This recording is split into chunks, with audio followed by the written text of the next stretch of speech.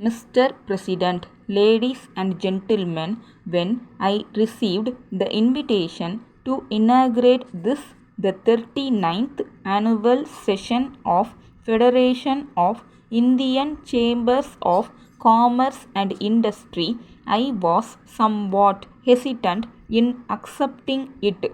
I was aware that since independence, each annual session of the Federation has been inaugurated by the Prime Minister. This fact was the main reason for my reluctance. These annual meetings are beginning to become almost a ritual, and I am not much of a believer in rituals. I am also not happy about the tendency to turn to the Prime Minister to inaugurate every function of importance and to consider that a function which is not inaugurated by the Prime Minister is only of second rate importance.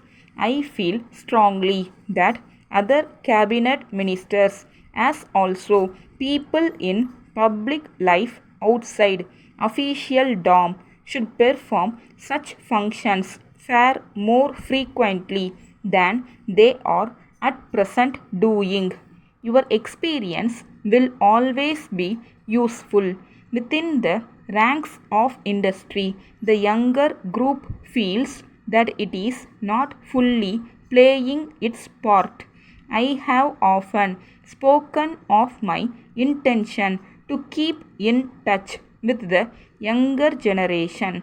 I am calling together some younger industrialists, technicians, and managers from both the private and public sectors to discuss concrete and specific problems within the broad framework of our basic objectives.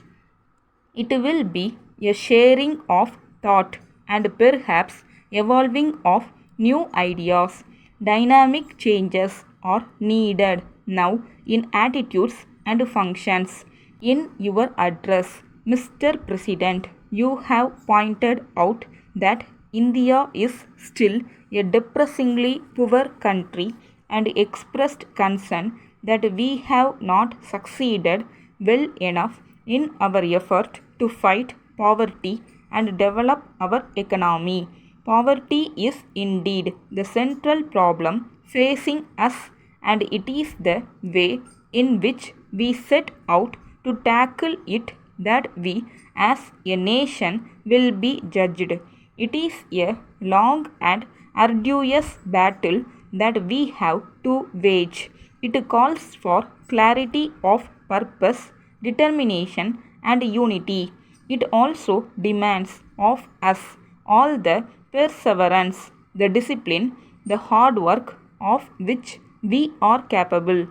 Slowly and steadily, we shall be building a new and progressive nation in which even the poorest in our country will be able to enjoy a minimum level of living. There will be fuller employment, more widespread facilities of education and health, greater opportunities for youth, and less inequalities of income and wealth. It is to give shape to these aspirations, to translate them into reality, that we adopted the course of planned development in our country 15 years ago. After you had shown so clear a recognition of the challenge of our situation, I was a little disappointed, Mr. President, to hear you suggest that we would be well advised to have a smaller fourth plan. After a detailed analysis of all the relevant considerations and a recognition of the limits of the possibilities open to us, one may very well come to any conclusion about the size of the plan.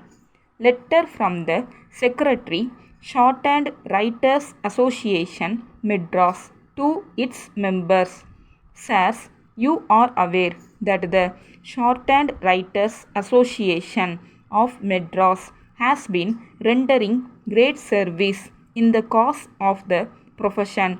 Presently, the association is housed in a small premises kindly provided by the government.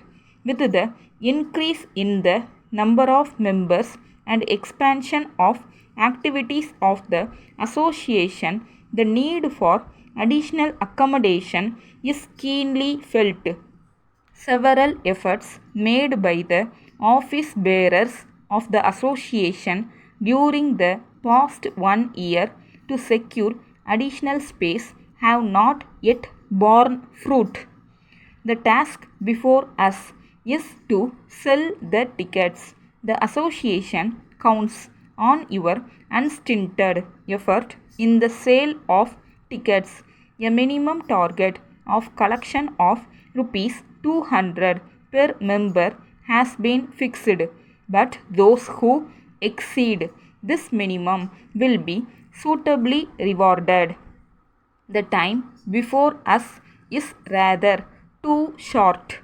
I am therefore to request you to make it convenient to meet the secretary in the association office and collect the ticket books.